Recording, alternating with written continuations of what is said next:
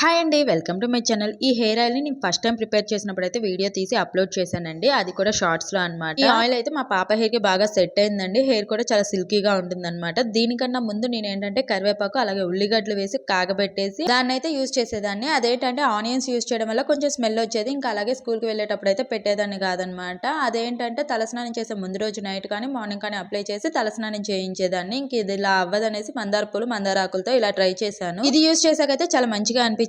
అందుకే ఇదే నేను ప్రిపేర్ చేస్తున్నాను. ఎక్కువ మోతాదులో చేయొచ్చు, కాకపోతే ఏంటంటే మాకు మందార పూలు మందారాకులు ఫ్రెష్ గా దొరుకుతాయి. సో ఎప్పటికప్పుడు ఫ్రెష్ గా ప్రిపేర్ చేయొచ్చు అనేసి 1 వీక్ 10 డేస్ కి అలా ప్రిపేర్ చేస్తున్నా అనమాట. ఈ ఆయిల్ ఎలా చేశానో చూడని వాళ్ళ కోసం మళ్ళీ ఒకసారి చెప్తాను, చూసేయండి. ఒక కప్పున్నర కొబ్బరి నూనె తీసుకొని అందులోనే గుప్పెడు కరివేపాకు అలాగే 5-6 మందార పూలు 5-6 మందార ఆకులు అలాగే 1 స్పూన్ వరకు మెంతులు కూడా వేసేసుకొని కలర్ చేంజ్ అయ్యే వరకు కాగబెట్టుకొని గోరువెచ్చగా ఉన్న అరకప్పు ఆముదం పూర్తిగా చల్లారిన తర్వాత 2-3 ఈ విటమిన్ క్యాప్సిల్స్ కలిపితే హెయిర్ ఆయిల్ అయితే రెడీ అయిపోతుందండి. ట్రై చేసి చూడండి, మీ హెయిర్ కి సెట్ అయితే కంటిన్యూ